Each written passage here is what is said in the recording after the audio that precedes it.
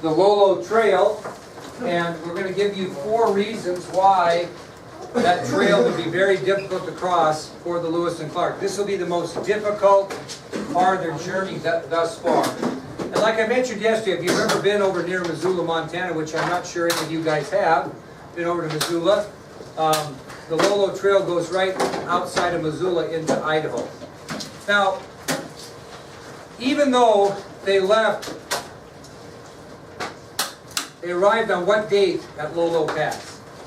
September 18th. Yeah, probably not the best time, because one of the reasons why it's very, very difficult to cross the Lolo Pass is the ground was covered with both snow and ice. Okay, and it's a tough terrain anyway. So it was covered with both snow and ice. That's number one, why the Lolo Trail would be very difficult to cross for the Lewis and Clark expedition, and why it was the most difficult terrain they would face on the way to the Pacific. The other reason is the terrain was very steep and very rocky. Okay, so you throw snow and ice on steep and rocky terrain, and it makes it even worse. So the terrain was steep and rocky enough, but it was also covered with snow and ice. Okay, now, when you take your 4-wheeler, Mr. Wiley, and you take it up in the mountains, usually you can get yourself on a path. And why is that path free of any debris?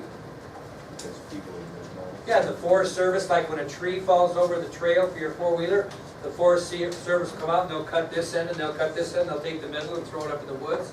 Well, that wasn't the case here. So you had fallen timber all along the Lolo Pass, and you've got to remember that area was thickly overgrown with pine and fir trees. Nothing was cleared. So the path was a walking path, but nobody cleared it. Nobody cut the trees out. Nobody, fixed the trees that covered the trail, right? And so it was very broken by fallen timber, along with being very thickly overgrown with both pine and fir trees. So it was very difficult travel. Now, why might they get a little hungry? That's the 4th reason it was tough to get over the trail. Why might they get a little hungry going over the Lolo Trail? Why would they maybe get a little hungry? Why wouldn't they just do what? Hunt. Yeah, well, how many animals do you really see in a rocky terrain very often? You know what I mean? So there really was very little game to shoot on that trail because of its rough terrain. So the ground is very steep and rocky. The ground is covered with snow and ice. The pass and the path were broken by fallen timber. There was very thickly overgrown pine and fir trees along the trail, and there was very little game to shoot on the trail, simply because they were about as interested in being on that trail as the Lewis and Clark. They had to be to get to where they were going. Now, men became so hungry on this trip over Lolo Trail, they even ate their candles. I mean, that's what it came down to. They ate their candles, thinking that was going to give them some substance. Well, to give you an idea how bad it was, while they were crossing the Lolo Pass, they camped near a small creek. And they named the creek. What did they name the creek? Go ahead. Colt-Killed Creek. And the reason it was named that is they were so hungry, they actually killed, cooked, and ate one of their young horses to survive. And so they named the creek in which they killed, cooked, and ate the horse Colt-Killed Creek. So while crossing the Lolo Pass, the expedition camped near a small creek they appropriately named Colt-Killed Creek, because there the expedition killed, cooked, and ate one of their young horses by that small stream. It took them over 2 weeks to get across the Lolo Trail. And when they got over the trail, they made contact with another Indian tribe, the Nez Perce. Okay?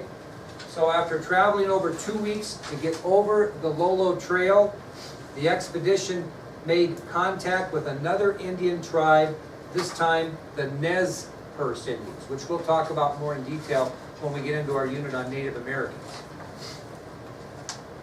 They were a friendly tribe, and they supplied the expedition with some things that really were beneficial on their way to the Pacific once they got over Lolo Pass.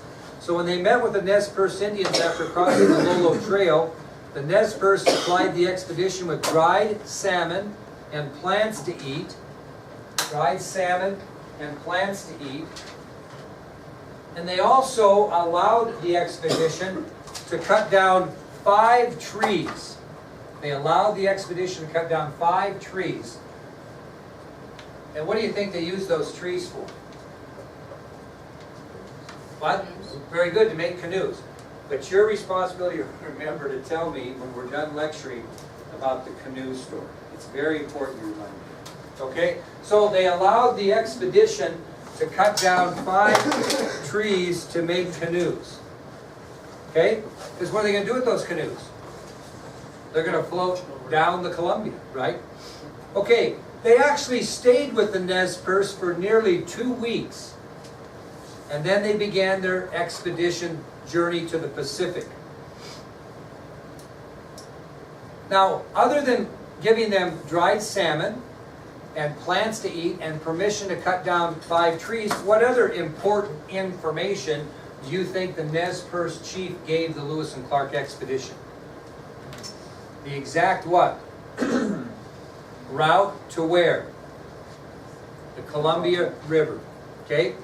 Now, so the chief of the Nez Perce told Lewis and Clark how to get down the Clearwater River that would hook onto the Snake River that would eventually hook onto the Columbia River. So they went from the Clearwater to the Snake to the Columbia. Oops. Okay?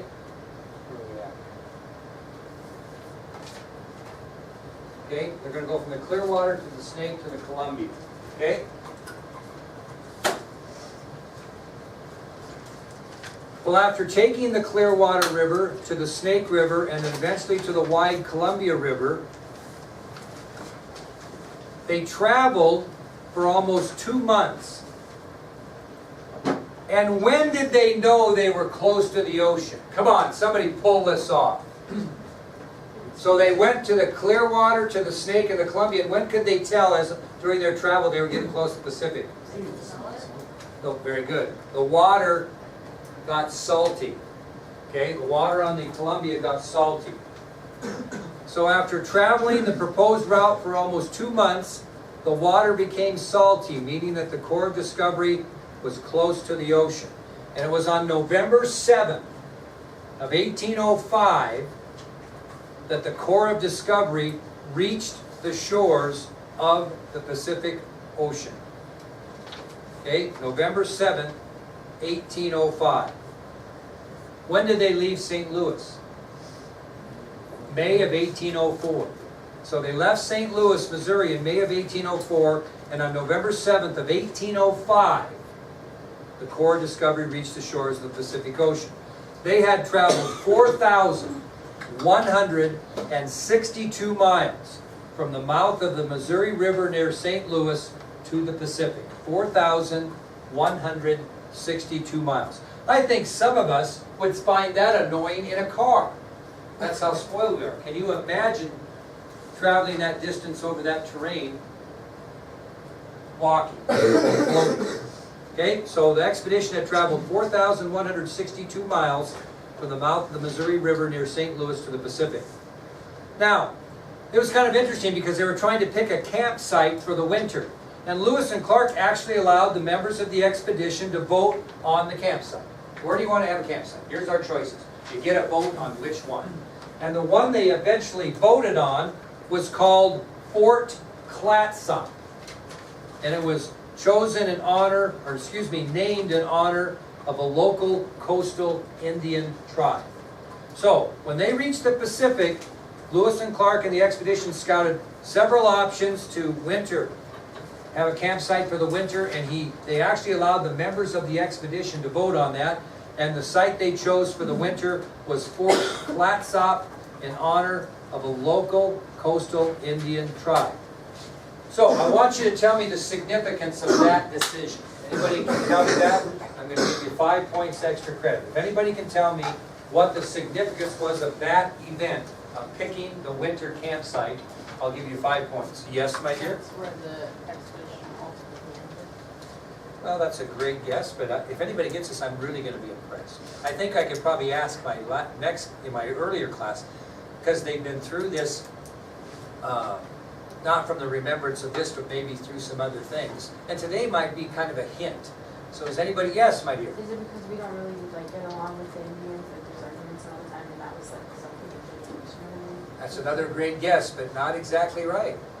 Go ahead, Delaney. Who did? All of them together. And your point is? Well, that not everyone was in charge of the expedition, but everyone got a say. You're getting close. What? Why do you get a, what's that significance? Because he's a slave. So he was black, right? So he was You're halfway there. I'm going to give you 15 seconds to earn the point. So not only did York get a vote, who became the first black man ever to vote, 10. Oh, don't give it to him. Sacagawea became the first woman to vote. Before black men or women in general could vote, Lewis and Clark gave them the right. So, if you think about that, this vote became the first time in American history that both a black man and a woman were allowed to vote. And I'd like to give you the points for that, but I just can't do it. I give you 2.5. And maybe you get the other 2.5. Now, it was a very hard winter. You wouldn't think it might be that hard of a winter, but it was, because in the 4 months they spent at Fort Clatsop, it only, I'm going to do a double negative. It rained every single day for the 4 months except for 12 days. So it rained the entire time. They only had 12 days of the 4 times 30, which is 120, right? Of the 120 days they were camped there from the winter, it only stayed dry. It didn't rain 12 days. So it was not a real fun winter. Well, after staying 4 months at Fort Clatsop in the rain, the expedition would return to St. Louis in the spring, which takes us to our next subtopic, which is the return trip back to St. Louis. And I believe you have a map that has that information on it. You might want to dig out. The return trip. I don't think it's on the back of the one you have. I think that's on another one. And on the back of the other one should be a world-famous autograph. Am I right? Let me see. Under lift on the back side of that one. World-famous autograph, yeah. Okay, so the return trip back to St. Louis. World-famous autograph on the back page. Okay, it was on March 23rd of 1806. Well, hello there. What do you got? Oh, you're doubling up the sugar, dear. Look what we have here. I know, you'll like these. Oh, yeah. You can count on, no pun intended, candy canes to bring us some more sugar. Oh, look at these. Yeah. Well, what in the world? Trump's winning at BLM. There's 3 Hillarys left. Oh, really? Yeah. So you can pick whoever you want. Or just pick one you don't like. Now listen, no throwing against the wall in disgust, okay? Thank you so much for Happy doing that. birthday. Yeah, awesome. Embarrass your daughter. She's worth embarrassing. Yeah. All right, well, we'll dig into all that here pretty quick. So on March 23rd of 1806, the Corps of Discovery begins their homeward journey. Now, what are they going to follow to get out, so to speak? They followed which river? The Columbia. And they camped, the expedition followed the Columbia River, and they actually camped for near a month waiting for what? What would you wait for? Why wouldn't you just go? Because it was hard to travel because of the snow. Is that what you said? Yeah. So the snow. So they left on March 23rd, 1806.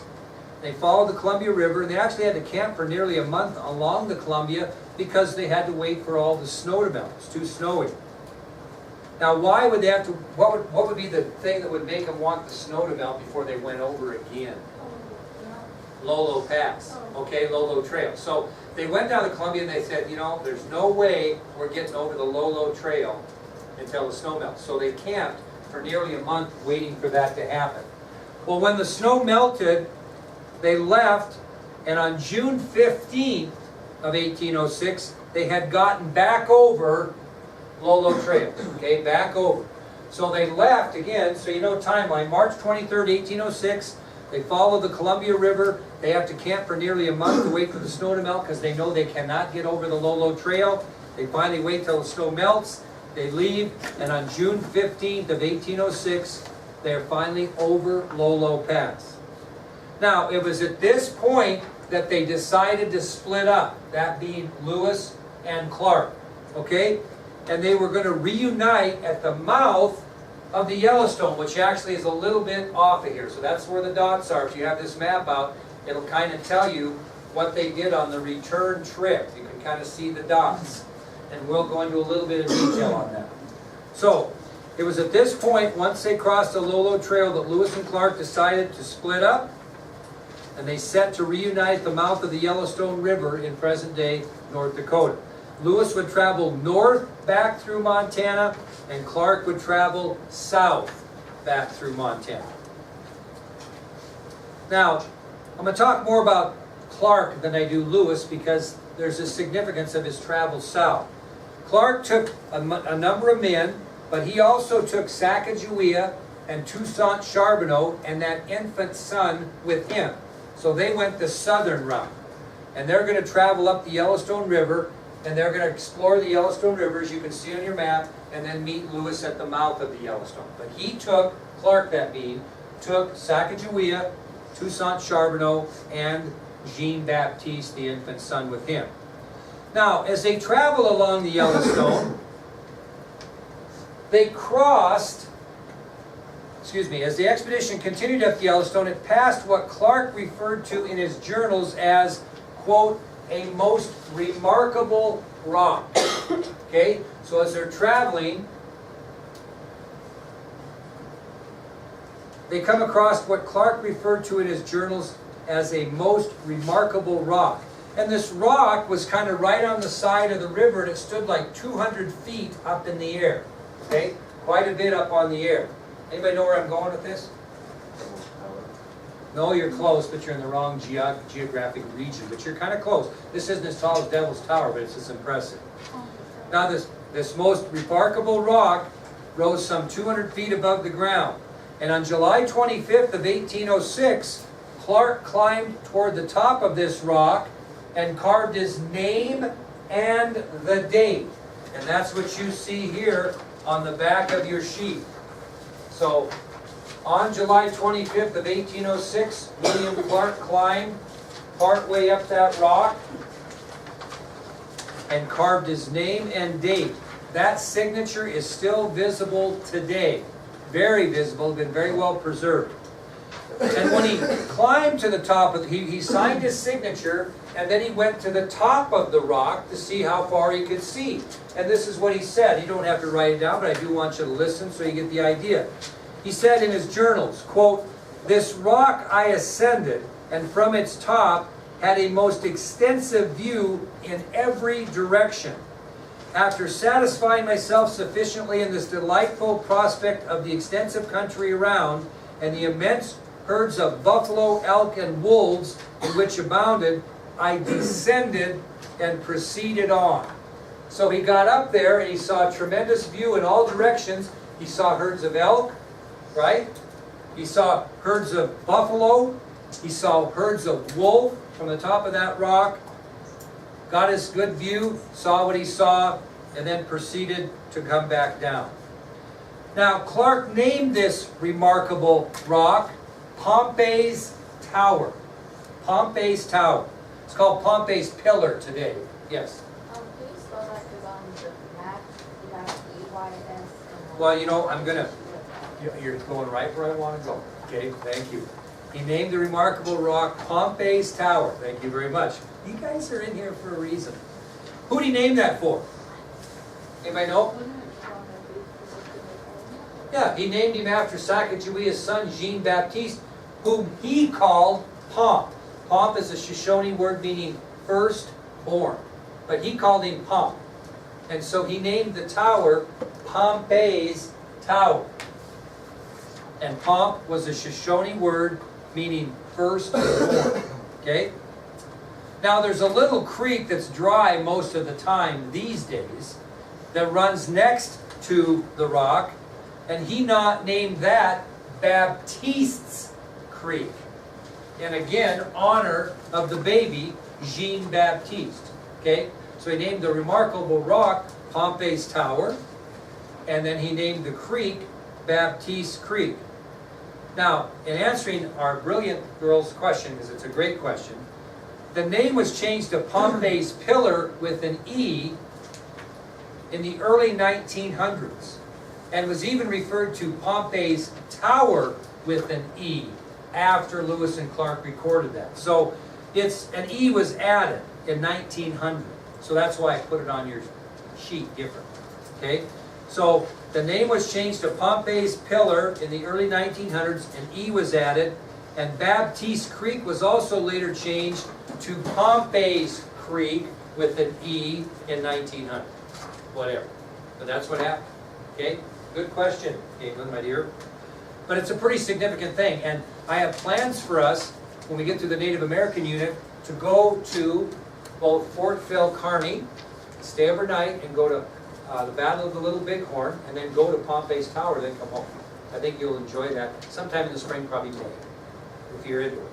Anybody want to do that? Pretty fun, yeah. Okay, so you'll get a chance to see Pompey's Tower. Well, Clark and his men, his party returned. Both parties reached the mouth of the Yellowstone on the Missouri River. And Clark was a little surprised because Lewis was recovering from a gunshot wound. Okay? Lewis was recovering from a gunshot wound.